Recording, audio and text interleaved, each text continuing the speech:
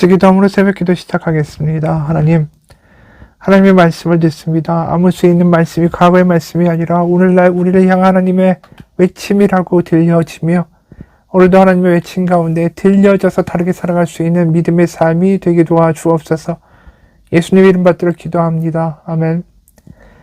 오늘 말씀은 아모스서 5장 1절에서 17절까지의 말씀입니다. 아모스서 5장 1절에서 17절까지의 말씀입니다.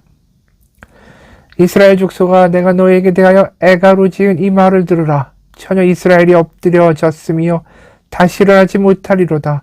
자기 땅에 던지우며 일으킬 자 없으리로다.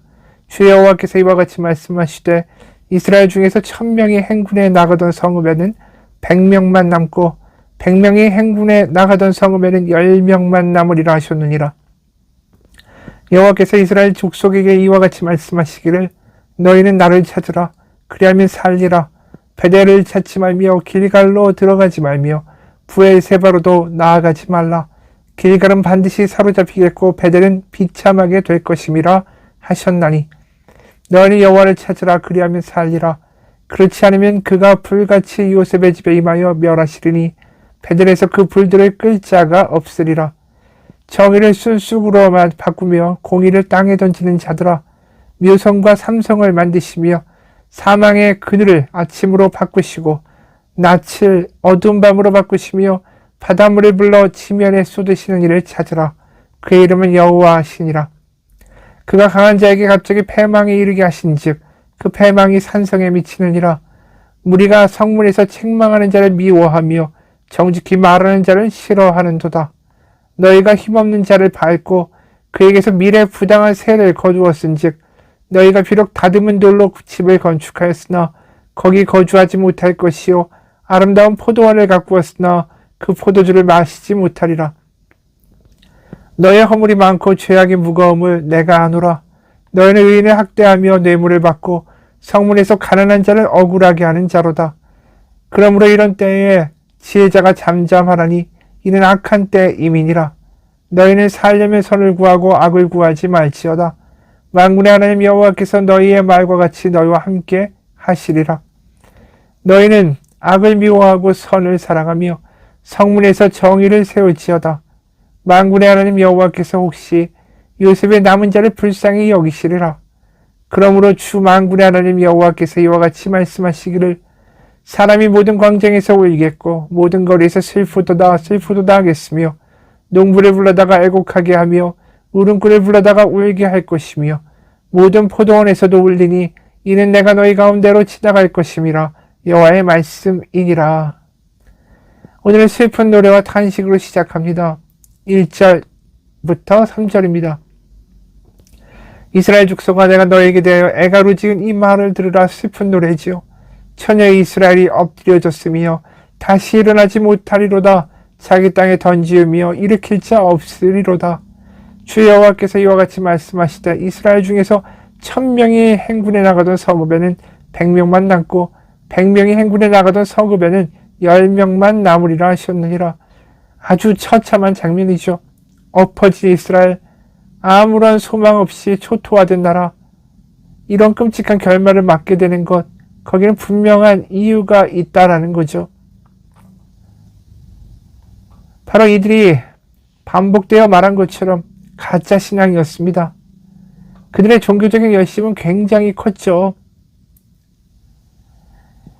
얼마나 열심히 있었냐 하면 아모스서 4장을 보면 그들의 열심이 나옵니다. 아모스서 4장 4절부터 5절입니다. 너는 베델에 가서 범죄하며 길갈에 가서 죄를 더하며 아침마다 너희 희생을 3일마다 너희 11조를 드리며 누룩 넣은 것을 불살라 수은제로 드리며 낙헌제를 소리내어 선포하려무나. 이스라엘 자손들아, 이것이 너희가 기뻐하는 바니라. 주 여호와의 말씀이니라. 이들이 어떻게 했습니까? 정말 열심히 제사를 드린 거죠. 희생제사, 11조, 감사제, 자원제, 거기 아침마다 제사를 드리고 거기다가 3일마다 11조를 드렸습니다. 이런 종교적 열심이 어디 있습니까? 베델에 가서 제사하고 수은제를 드리고 11조를 드리고 낙헌제를 하고 모든 것 자체가 그 베델, 길갈 이런 데 가서 한 거 아닙니까? 근데 그게 다 죄를 짓는 거라고 말씀하시는 거예요. 그들의 종교적 열심이 왜요?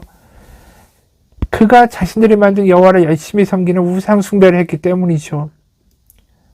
그러니까 스스로 만든 하나님을 만들고 그 하나님 우리를 지켜줄 거다. 이렇게 움직여줄 거다. 그렇게 늘 선포하는 것으로 스스로를 위한 자기를 만족시키는 예배를 드렸다라는 것이죠. 14절에서 하나님이 함께 하신다. 이렇게 이들이 얼마나 많이 떠들었는지 모릅니다. 정작 자신들은 하나님을 떠나 있는데도 말입니다. 그들이 만든 하나님은 가짜 하나님이었죠. 그 하나님은 자신을 항상 이뻐해주고 자신들이 원하는 대로만 다 해주고 자신들을 늘 도와주는 조력자로서의 하나님을 생각했기 때문이에요. 그래놓고 자신들이 열심히 섬겼으니까 그 대가를 달라고 항상 그 가짜 여호와에게 나간 거죠. 그런 모습이 신약에도 반복됩니다. 누가복음 18장이에요. 10절부터 14절을 보면 누가복음 18장 10절에서 14절입니다. 두 사람이 기도하러 성전에 올라가니 하나는 바리새인이요 하나는 세리라. 바리새인은 서서 따로 기도하여 이르되 하나님이여 나는 다른 사람들 곧 토색, 불이 간음을 하는 자들과 같지 아니하고 이 세리와도 같지 아니함을 감사하나이다. 나는 일해에 2번씩 금식하고 또 소득의 11조를 드리나이다 하고 세리는 멀리 서서 감히 눈을 들어 하늘을 쳐다보지도 못하고 다만 가슴을 치며 이르되 하나님이여 불쌍히 여기소서 나는 죄인이로소이다 하였느니라. 내가 너에게 이르노니 이에 저 바리새인이 아니고 이 사람이 세리가 의롭다 하심을 받고 그의 집으로 내려갔느니라. 무릇 자기를 높이는 자는 낮아지고 자기를 낮추는 자는 높아지리라 하시니라. 여기 바리새인이 뭐라고 말합니까? 난 일해에 2번씩 금식합니다. 소득의 11조를 드립니다. 그러니까 일주일에 2번이나 금식을 하고 11조를 합니다. 뭔가 열심히 있다라는 거죠. 북왕국 사람하고 똑같은 거예요. 이들이 자원제, 서원제, 번제에다가 11조도 그렇게 열심히 하고 모든 걸 다 했다라고 해요. 그런데 지금 바리새인을 보면서도 하나님, 예수님이 뭐라고 하십니까? 저 사람은 죄인이다, 의인이 아니다. 똑같죠. 지금 북왕국이 이렇게 열심히 제사를 드리는데 너희는 의인이 아니라 죄인이다.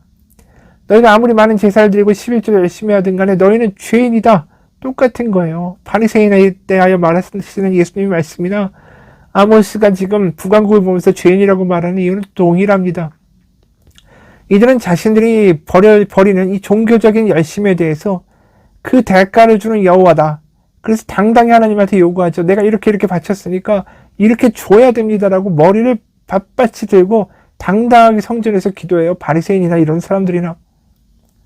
이에 반해서 세리는 어떻게 했습니까? 아까 저는 죄인입니다. 하늘을 쳐다보지도 못하고 불쌍히 여겨달라고 이야기하죠.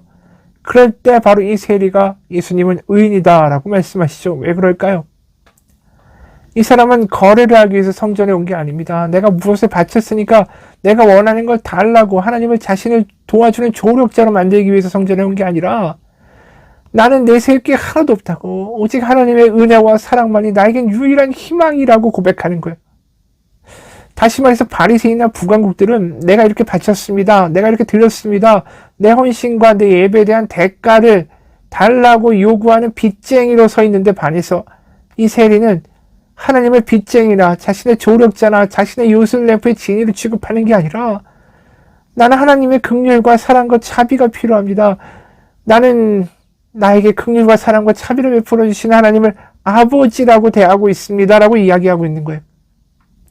그러니까 거래의 대상으로 나아가는 게 아니라 자비와 긍휼과 사랑의 아버지로 대하고 있기 때문에 하나님은 그 사람이 의롭다라고 하시는 거죠.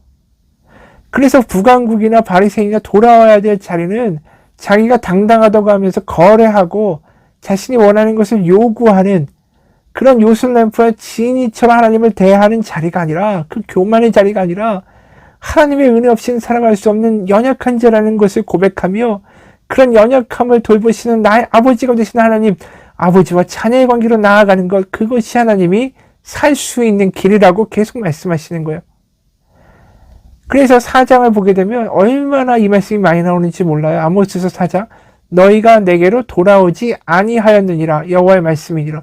이게 아모스서 4장 6절, 8절, 9절, 10절, 11절에 계속 나오는 거예요. 너희들이 너무 열심히 종교적 열심을 갖고 있지만 너희는 내게로 돌아오지 아니하였다. 뭐예요? 아버지와 자녀의 자리로 돌아오지 아니하였다라는 거죠.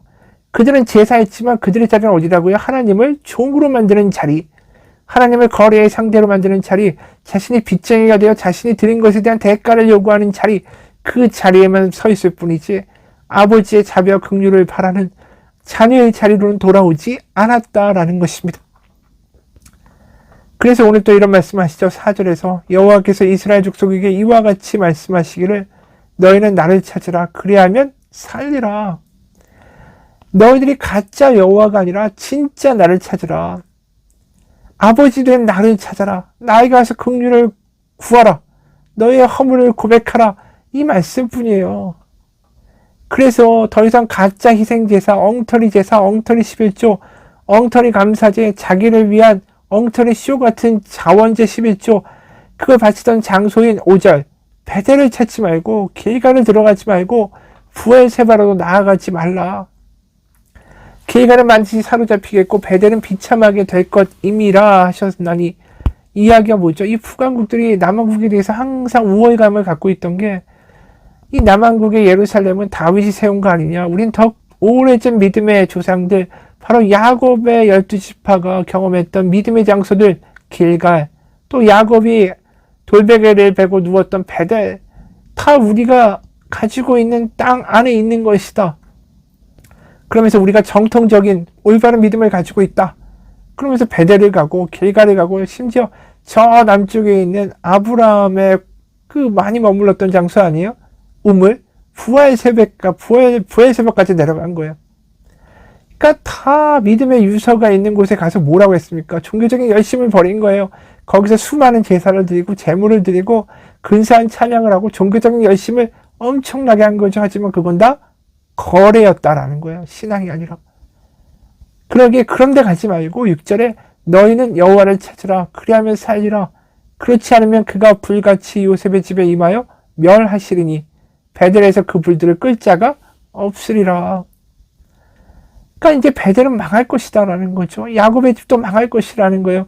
그들의 누굴 외치던 우리는 요셉의 자손이고 야곱의 자손이고 정통파라는 이야기가 다 무너지는 거죠. 여호와를 제대로 찾지 않으면 망하는 거예요. 가짜 하나님이 아니라 진짜 하나님을 만나고 하나님 아버지의 마음을 알고 그분이 어떤 분인지를 정말로 알게 될 때 변화된다라는 거죠. 뭐가 변화될까요? 내가 주는 거 받고 내가 하는 거나 내가 하는 말이나 듣고 내가 하는 요구에 대해서 답이나 하라는 게 아니라, 내가 더 목소리 큰 게 아니라 난 아무 할 말이 없는 거예요. 진짜 하나님을 만나면 그저 깨져서 나의 부족함과 연약함 앞에 하나님 앞에 무릎 꿇고 있을 때 더 이상 할 말이 없고 들리기 시작하는 거죠. 교만해지는 게 아니라 겸손해지고 드디어 하나님의 말씀이 들려지는 겁니다. 내가 떠드는 게 아니라 들려지는 순간에 다르게 살게 된다는 거죠. 진짜 하나님을 만나고 그분의 음성이 들려지는 상황이 되고 내가 하나님 앞에 깨어져 무릎 꿇고 항복하고 있다면 하나님의 음성이 들려지면서 하나님이 어떤 분인지를 알게 되고 그분을 사랑하게 되고, 그러면서 그분이 원하시는 그것, 그 말씀대로 살아가는, 이웃을 사랑하는 삶을 살게 된다는 거죠. 그래서 이 말씀이 이어지는 거예요. 하나님을 찾아서 만나면 7절 정의를 쓴쑥으로 바꾸며 공의를 땅에 던지는 자들아, 묘성과 삼성을 만드시며 사망의 그늘을 아침으로 바꾸시고 낮을 어두운 밤으로 바꾸시며 바닷물을 불러 지면에 쏟으시는 이를 찾으라. 그 이름은 여호와시니라. 진짜 여호와를 만나면 정의를 쓴쑥으로 바꾸고 공의를 땅에 던지는 짓은 하지 않게 될 거다라는 거죠. 진짜 하나님을 만나서 말씀이 들리게 되면 정의와 공의를 추구하는 하나님이 원하시는 진정한 하나님의 나라를 만들게 될 것이에요. 그래서 10절부터 12절에 자세하게 나오죠. 구체적으로 하나님의 공의가 펼쳐진 세상의 모습. 무리가 성문에서 책망하는 자를 미워하며 정직히 말하는 자를 싫어하는도다. 바로 이 모습이 바뀌게 되는 거예요.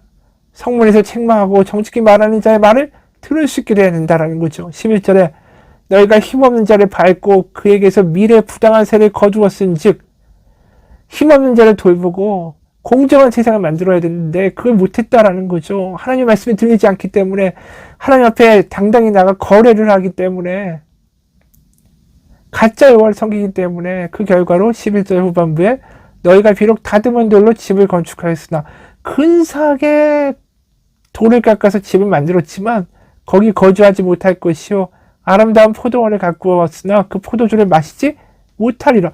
다 뺏긴다라는 거예요. 12절. 너의 허물이 많고 죄악의 무거움을 내가 아노라. 너희는 의인을 학대하며 뇌물을 받고 성문에서 가난한 자를 억울하게 하는 자로다. 이 모습들이 다 반대로 바뀌어야 되는 거예요. 그러려면 어떻게 해야 된다고요? 말씀이 들려야죠. 말씀이 들리면 어떻게 해야 된다고요? 하나님 아버지와 자녀의 자리로 가야죠. 그 자는 어떤 자리입니까? 하나님 불쌍히 여기셔서 내가 하나님 앞에 내세울 게 없는 죄 많고 허물 많은 자입니다. 그렇게 고백할 때 그 사람은 뭘 보는 거예요? 인내와 자비와 긍휼이 많으신 하나님 아버지를 보게 되는 거죠. 그게 돌아가야 할 자리라는 거예요. 내가 뭘 드렸으니까 뭘 내놓으라는 빚쟁이의 자리가 아니라, 그래서 14절에 너희는 살려면 선을 구하고 악을 구하지 말지어다. 만군의 하나님 여호와께서 너희의 말과 같이 너희와 함께 하시리라. 늘 하나님 함께 하신다라고 이야기했는데 그거 다 거짓말이었잖아요. 근데 너희가 바른 자리에 서면, 하나님을 아버지 되시게 하면 하나님이 너와 함께 하실 것이다. 15절 너희는 악을 미워하고 선을 사랑하며 성문에서 정의를 세울지어다. 만군의 하나님 여호와께서 혹시 요셉의 남은 자를 불쌍히 여기시리라. 이웃을 사랑하는 나라, 하나님의 말씀이 들려지는 나라, 약한 자를 돌보는 그런 나라를 만들면 하나님이 심판에서 돌이키실 것이다 라는 거예요. 애초에 하나님이 가나안에 이 야곱의 12지파를 보내신 이유가 뭡니까? 이들이 종살이하고 정말 당해봤기 때문에 그 가나안에 가서는 똑같이 애굽에서처럼 휘두르고 강자인 척하고 약육강식의 세상을 만들지 않을 거라고 기대하신 거 아니에요?